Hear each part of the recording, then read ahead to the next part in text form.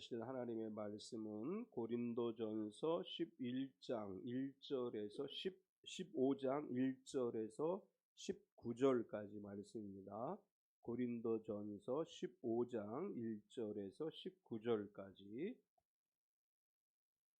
제가 가지고 있는 성경은 신약 성경 282페이지입니다. 고린도전서 15장 1절에서 19절까지 우리 같이 합독하겠습니다. 형제들아, 내가 너희에게 전한 복음을 너희에게 알게 하노니 이는 너희가 받은 것이요 또 그 가운데 선 것이라.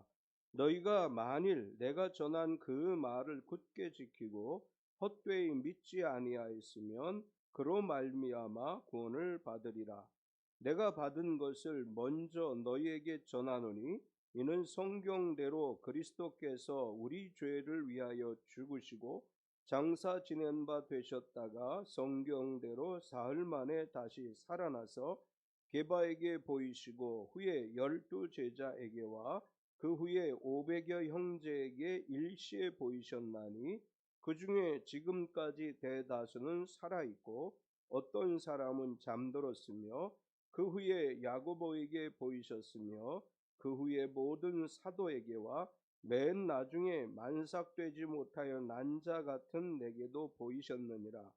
나는 사도 중에 가장 작은 자라. 나는 하나님의 교회를 박해하였으므로 사도라 칭함받기를 감당하지 못할 자니라.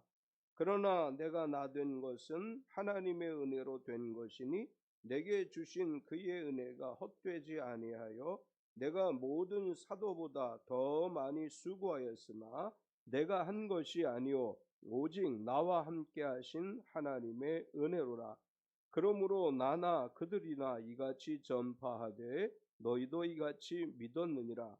그리스도께서 죽은 자 가운데서 다시 살아나셨다 전파되었거늘 너희 중에서 어떤 사람들은 어찌하여 죽은 자 가운데서 부활이 없다 하느냐. 만일 죽은 자의 부활이 없으면 그리스도도 다시 살아나지 못하셨으리라. 그리스도께서 만일 다시 살아나지 못하셨으면 우리가 전파하는 것도 헛것이요 또 너희 믿음도 헛것이며 또 우리가 하나님의 거짓 증인으로 발견되리니 우리가 하나님이 그리스도를 다시 살리셨다고 증언하였습니다. 만일 죽은 자가 다시 살아나는 일이 없으면 하나님이 그리스도를 다시 살리지 아니하셨으리라. 만일 죽은 자가 다시 살아나는 일이 없으면 그리스도도 다시 살아나신 일이 없었을 터이요 그리스도께서 다시 살아나신 일이 없으면 너희의 믿음도 헛되고 너희가 여전히 죄 가운데 있을 것이요 또한 그리스도 안에서 잠자는 자도 망하였으리니 만일 그리스도 안에서 우리가 모든 사람 가운데 우리가 더욱 불쌍한 자이리라. 아멘. 우리 찬송가 161장 찬양하시고 하나님 말씀 나누겠습니다.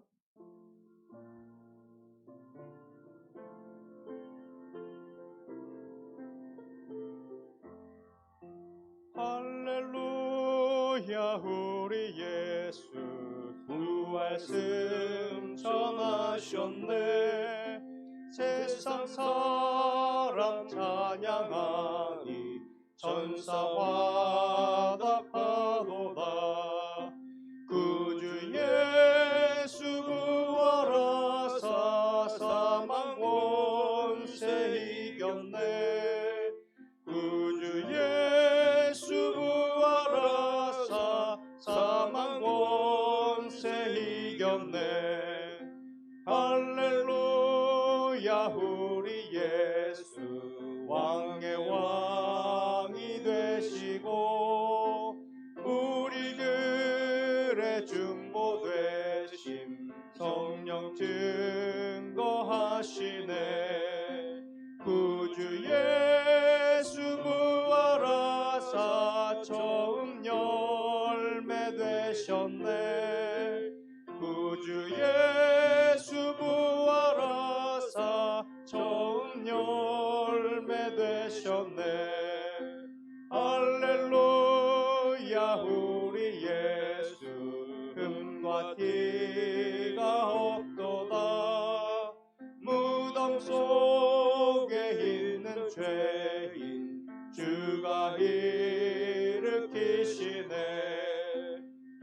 구주 예수 부활하사 영광 주로 오시네. 구주 예수 부활하사 영광 주로 오시네. 아멘. 우리 서로 환영하겠습니다. 주님의 이름으로 당신을 환영합니다. 앞뒤 옆 사람을 박수로 환영하겠습니다. 주님의 이름으로 환영합니다. 우리 서로 축복하겠습니다. 몸은 건강하게, 마음은 평안하게, 삶은 행복하게. 내일부터 4월이 시작되지요. 날씨가 아직 쌀쌀합니다.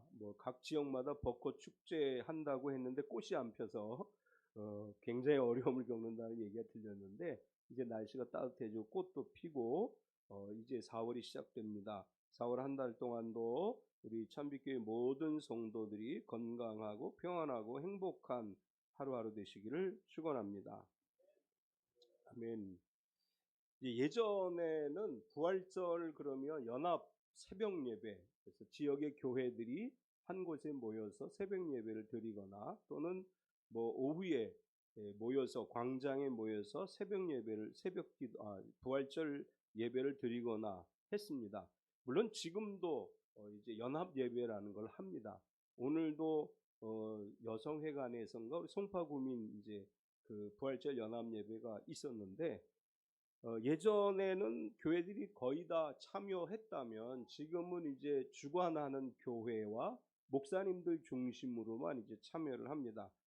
예전에 부활절 연합 새벽 예배를 드릴 때 아주 오래전 20년 30년 전에 이렇게 지역마다 부활절 연합 새벽 예배를 드릴 때 특징적인 것 중에 하나가 많은 여자 성도님들이 하얀 한복을 입고 참여했다고 하는 것입니다. 금요일 날 제가 잠깐 설명을 드렸는데, 요즘은 부활절 새벽 예배에 흰 옷을 입고 예배에 참여하시는 분들이 이제 거의 없지요. 왜 흰 옷을 입고 부활절 새벽 예배에 참여를 했을까? 이제 아마도 예수님 부활하신 날 새벽에 막달라 마리아를 비롯해서 예수님의 무덤에 찾아갔던 여인들이 예수님의 장례를 마무리하려고 갔기 때문에, 아마도 이제 장례 아직 부활을 받아들인 상황이 아니기 때문에 일종의 장례 예복이라고 생각할 수 있었습니다. 초대교회부터 내려오는 전통에 의하면 부활절이 되면 흰 옷을 입거나 새 옷을 입었는데, 이제 흰 옷과 새 옷은 각기 다른 의미가 있다고 하죠. 새로 예수님을 영접하고 세례받은 사람들, 부활절 전에 세례받은 사람들은 흰 옷을 입고 부활절 예배에 참여를 했고, 이미 세례를 받은 사람들은 새 옷을 입고 부활절 예배에 참여해서 예수님의 부활은 단순히 하나의 교회의 어떤 절기가 아니라 예수 그리스도의 부활로 말미암아 새로 태어났다, 순결한 그리스도인으로 새로 태어났다고 하는 의미에서 새 옷을 입었다, 이렇게 이제 초대교회로부터 이 전통이 이어져 내려왔습니다.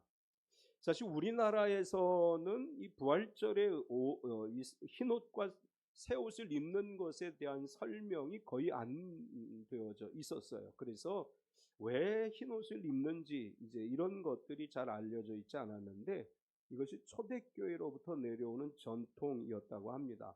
오늘 2024년 부활절 예배를 드리면서 우리가 흰 옷이나 새 옷을 입고 예배를 드리는 것은 아니지만, 주님의 부활로 인해서 우리에게 새로운 삶의 길이 열려졌다고 하는 의미에서 부활의 은총 안에 우리는 새로운 사람으로 거듭남을 의미하는 기쁨과 감사의 예배를 드리는 시간입니다. 부활절이 오늘 바울 사도께서 고린도 교회에게 보낸 편지의 내용을 중심으로 말씀을 나누려고 하는데, 부활은 죽은 사람이 다시 살아나는 것을 말하는 것이죠. 예수님이 부활하셨다고 하는 것은 예수님이 십자가에 달려 돌아가셨기 때문에 가능한 것입니다. 예수님께서 우리의 모든 죄를 대신 짊어지시고 십자가에 달려 돌아가셨고 3일 만에 다시 부활하셨습니다. 예수님의 부활은 초대교회로부터 계속해서 논쟁이 있었습니다. 정말 예수님이 죽었는가, 이것과 또 예수님이 정말 부활했는가? 이것에 대한 논쟁은 초대교회부터 계속해서 있었던 논쟁입니다. 오늘 사도 바울은 예수님의 죽으심도 사실이고 예수님의 부활도 사실이다. 이것을 증언해 주고 있습니다. 바울은 이렇게 이야기를 해요. 예수 그리스도가 부활하신 것이 분명하다. 왜냐하면 우리가 보았기 때문이다. 이렇게 이야기를 합니다. 예수님이 부활하셨다는 이야기만 들은 것이 아니고 실제로 부활하신 예수님을 우리가 만났다. 바울은 이렇게 증언을 하면서 우리가 그분을 보았기 때문에, 그분을 만났기 때문에 부활은 분명한 사실이다. 이렇게 우리에게 증언해 주고 있습니다. 그래서 오늘 말씀을 중심으로 해서 부활하신 주님을 우리가 보았다. 이런 제목으로 은혜를 나누려고 합니다.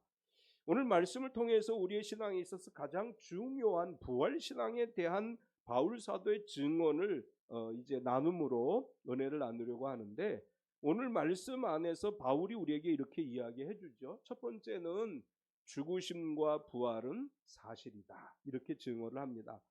우리가 복음을 전하다 보면 어제 우리 오늘 부활절 이렇게 전도할 용품을 정말 멋있게 잘 준비해 주셨는데, 어제 사실은 제가 끝나고 갈 때쯤에 4시에 모이기로 했다고 해서 사람들이 모여들어서 저렇게 멋있게 만들어 놓을 줄 몰랐는데 아주 멋있게 준비를 해 주셨어요.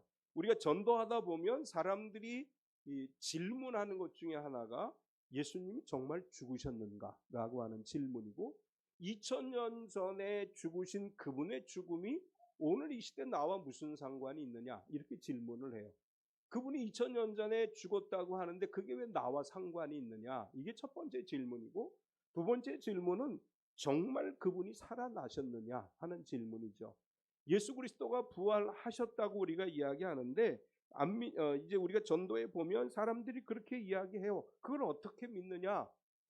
이성적이고 합리적인 생각을 하는 사람들이라면 십자가에 피 흘려 돌아가신 예수님이 다시 살아난다는 것을 믿을 수가 없는 것이 당연한 것이죠.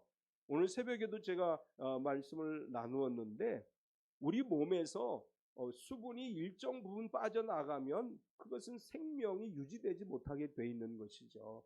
이제 우리가 갈증을 느낀다거나 탈진 상태가 아니라 우리 몸 안에서 일정 부분의 수분이 빠져나가고 나면 다시 살아날 수 없는 상태가 되는 것이고, 예수님께서 6시간 피와 물을 흘리셨다고 하는 것은 과학적이나 의학적으로 볼 때 살아날 수 없는 것이다. 이것이 이제 일반적인 견해입니다. 그런데 그분이 이런 살아날 수 없다고 보여지는 상황 속에서 살아나셨습니다. 이것이 기적인 것이고 이것이 하나님의 능력인 것입니다. 바울은 그 시대 유대인 사회에서 나름대로 지식인이라고 인정받은 사람이죠. 가말리엘이라고 하는 당대의 학자 밑에서 율법을 공부했고, 바울이 쓴 편지들, 우리가 가지고 있는 성경 가운데, 신약 성경 가운데 약 13권 이상을 썼을 것으로 보여지고 있는데, 그분이 쓰신 성경들 속에서 얼마나 그분이 그 시대의 문화와 또 여러 가지 지식에 충만한 분인지를 잘 알 수 있습니다. 이분이 그러한 많은 지식을 가지고 있고, 자신이 가지고 있는 이 지식을 가지고 예수 그리스도의 죽으심과 부활에 대해서 증언을 하면서 모든 것은 사실이다. 이렇게 이제 증언을 합니다. 바울은 예수님의 죽으심에 대해서 성경대로 죽으셨다. 이렇게 증언을 합니다. 1절에서 3절까지를 보면, 형제들아 내가 너희에게 전한 복음을 너희에게 알게 하노니 이는 너희가 받은 것이요 또 그 가운데 선 것이라. 너희가 만일 내가 전한 그 말을 굳게 지키고 헛되이 믿지 아니하였으면 그로 말미암아 구원을 받으리라. 내가 받은 것을 먼저 너희에게 전하였노니 이는 성경대로 그리스도께서 우리 죄를 위하여 죽으시고. 바울은 예수님의 죽음과 부활을 증언하면서 사실은 기독교 복음의 핵심이 뭐냐? 예수님이 우리를 위해 죽으시고 부활하셨다. 이게 핵심이죠. 이것을 말함에 있어서 이것이 과연 정말 진실인가를 이야기하면서 그리스도께서 우리를 위해서 죽으신 것은 분명한 사실이다 라고 이야기를 합니다.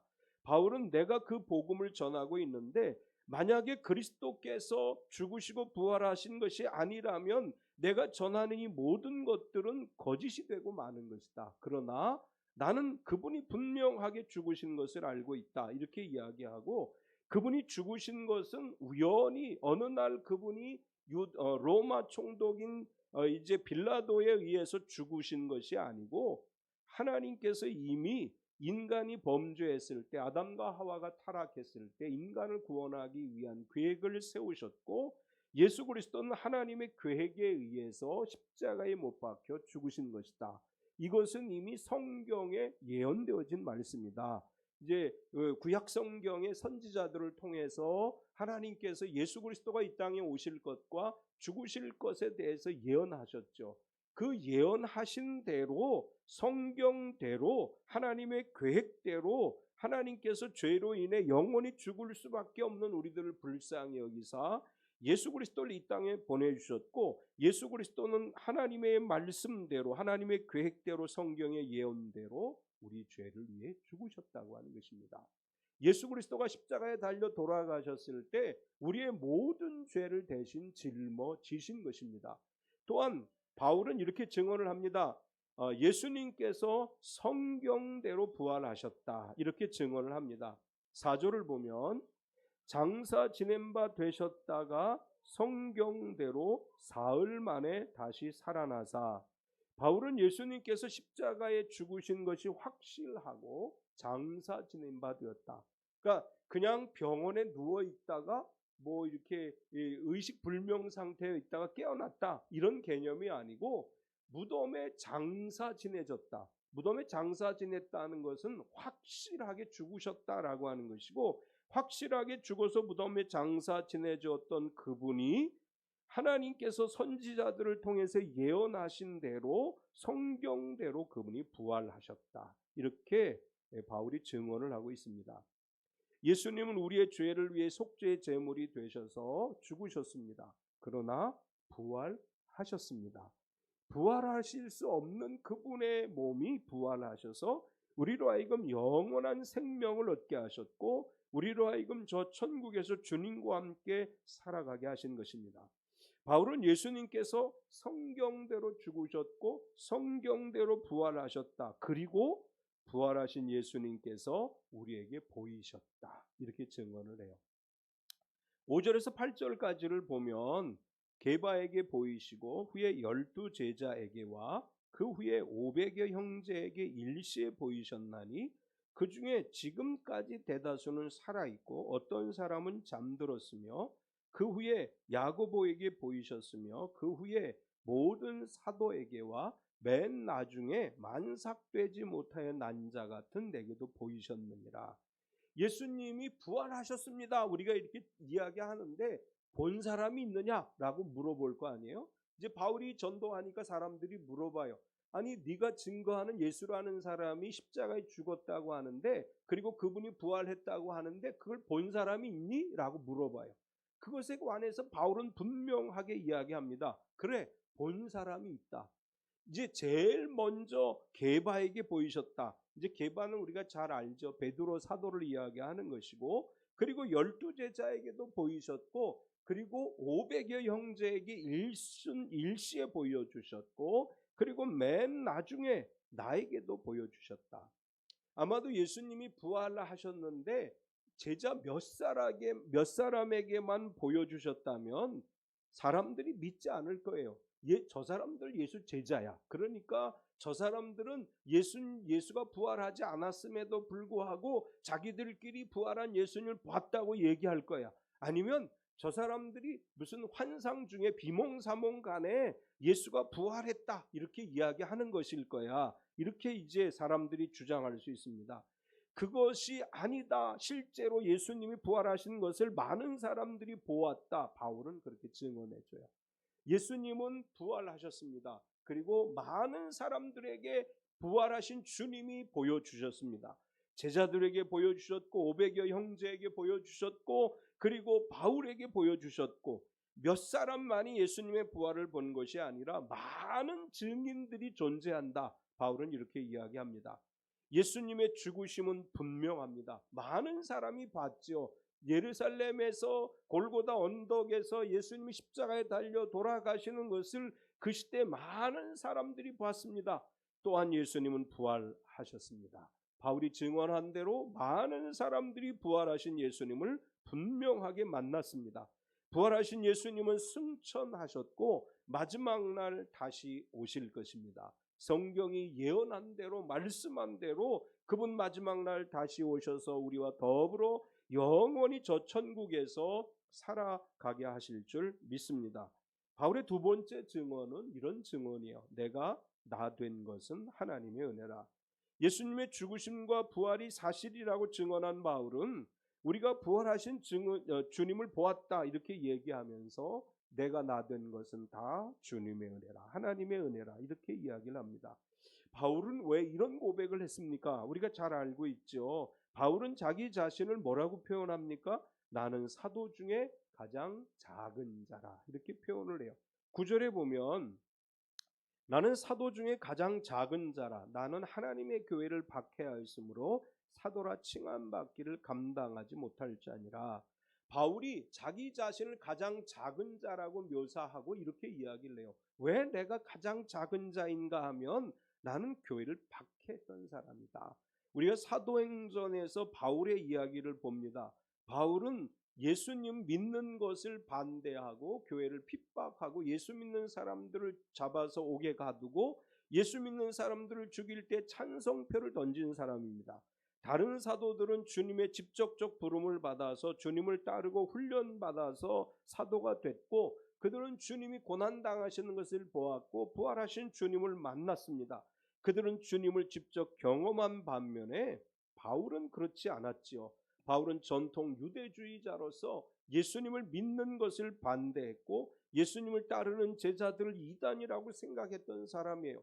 교회를 핍박하고 예수 믿는 사람들을 죽이고 그리고 사람들에게 예수 믿는 사람들을 배교하게 만들어서 교회를 떠나고 유대신앙을 갖게 하는 일이 하나님을 기쁘시게 하는 것이고 그것이 온전한 신앙이라고 생각했던 분입니다. 누구보다 열심히 교회를 핍박했기 때문에 그가 이제 이렇게 고백을 하는 거예요. 내가 주님을 만난 다음에 나 자신을 돌아보니 나는 가장 작은 자에 지나지 않더라. 내가 주님의 일을 하고 있음에도 불구하고 나는 사도라고 칭함을 받을 만한 자격이 없는 사람이다. 자기 자신에 대해서 그렇게 고백을 하면서 그럼에도 내가 사도가 되었기에 이 모든 것은 내가 나 된 것은 하나님의 은혜입니다 라고 고백을 합니다. 10절을 보면 그러나 내가 나 된 것은 하나님의 은혜로 된 것이니 내게 주신 그의 은혜가 헛되지 아니하여 내가 모든 사도보다 더 많이 수고하였으나 내가 한 것이 아니요 오직 나와 함께 하신 하나님의 은혜로라. 자신은 교회를 핍박하던 사람이었는데 하나님의 특별한 부르심을 받고 복음 전도자가 되고 이방인의 사도가 돼서 하나님의 복음을 증거하는 증거자가 됐는데 바울은 이렇게 이야기해요. 나는 이렇게 사도가 될 자격이 없는 사람이었는데 하나님의 은혜로 내가 사도가 되었고 하나님의 은혜로 내가 복음 전도자가 되었다고 고백을 합니다. 오늘 이것은 우리의 고백이 되어야 될 줄 믿습니다. 나는 원래 이럴 구원받을 만한 자격이 없는 사람이었고 나는 원래 하나님의 성도로서 직분자로서 하나님 앞에 설 수 없는 연약한 존재였는데 나 같은 사람을 사랑하셔서 예수님을 믿게 하셨고 성도의 직분자가 되게 하신 것 이것은 하나님의 은혜인 줄로 믿습니다. 모든 것이 하나님의 은혜입니다. 바울은 내가 나 된 것은 하나님의 은혜다. 그리고 이렇게 이야기를 해요. 내가 다른 사도들보다 더 많이 수고했지만 이것도 내가 한 것이 아니다. 이렇게 이야기합니다. 10절 뒷부분에 가서 보면 내가 모든 사도보다 더 많이 수고하였으나 내가 한 것이 아니요 오직 나와 함께 하신 하나님의 은혜로라. 우리가 잘 아는 것처럼 바울은 다메섹으로 기독교인들을 잡아들이기 위해서 가다가 주님을 만났습니다. 그가 주님을 만난 뒤에 이방인을 위한 사도로 복음을 전하게 되는데 우리가 사도행전을 읽어보면 바울이 왜 이방인의 사도가 돼요? 유대 예루살렘에 있는 많은 사람들이 바울을 이제 주적으로 생각하고 그를 핍박하려고 했고 또 여러 가지 이유로 인해서 결국 바울은 이방인들에게 가서 복음을 증거하게 되고 이방인의 사도로서 사역을 하게 됩니다. 이제 그 후에 그가 주님의 복음을 들고 선교 여행 1차, 2차, 3차 선교 여행을 하면서 많은 지역에 가서 복음을 전했지만 얼마나 많은 핍박을 받았습니까? 매를 맞기도 하고 죽은 것처럼 돼서 던져지기도 하고 감옥에 갇히기도 하고 그리고 그가 많은 핍박과 박해를 받으면서도 많은 사람들을 주님께 돌아오게 하는 큰 사역을 감당했습니다.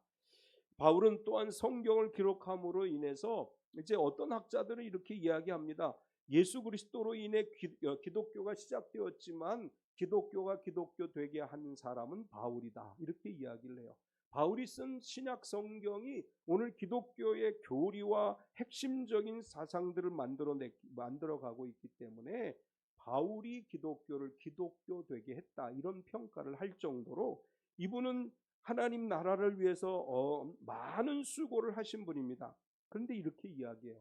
내가 한 이 모든 것들은 내가 한 것이 아니고 나와 함께 하신 하나님이 하신 것이다.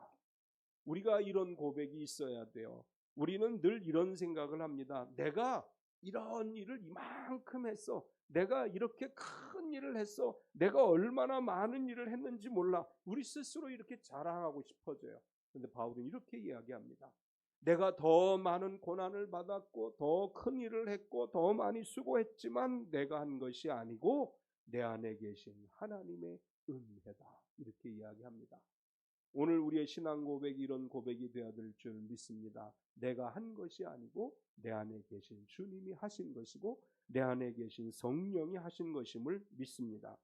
바울의 세 번째 증거는 부활이 없다면 과연 우리는 어떤 존재인가를 이야기합니다.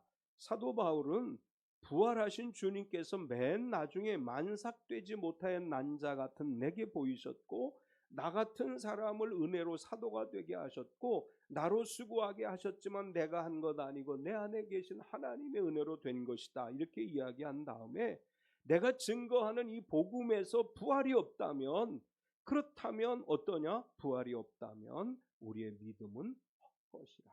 이렇게 증거해요.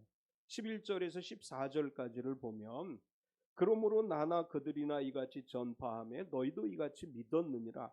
그리스도께서 죽은 자 가운데서 다시 살아나셨다 전파되었거늘 너희 중에서 어떤 사람들은 어찌하여 죽은 자 가운데서 부활이 없다 하느냐. 만일 죽은 자의 부활이 없으면 그리스도도 다시 살아나지 못하였으리라. 그리스도께서 다시 살아나지 못하셨으면 우리가 전파하는 것도 헛것이요 또 너희 믿음도 헛것이며 예수님이 부활하시지 않았다면 우리의 믿음은 헛것이에요. 우리는 믿을 필요가 없는 예수님을 믿는 거예요.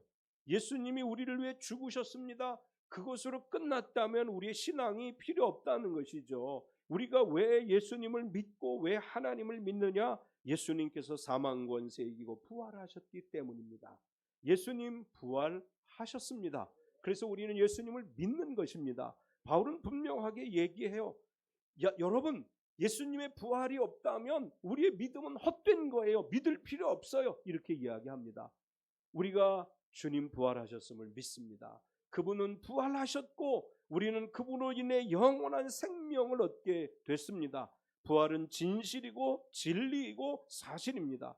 우리 신앙의 핵심은 사망 권세 이기시고 예수 그리스도가 부활하셨다고 하는 것이고 계속해서 바울은 이렇게 얘기합니다.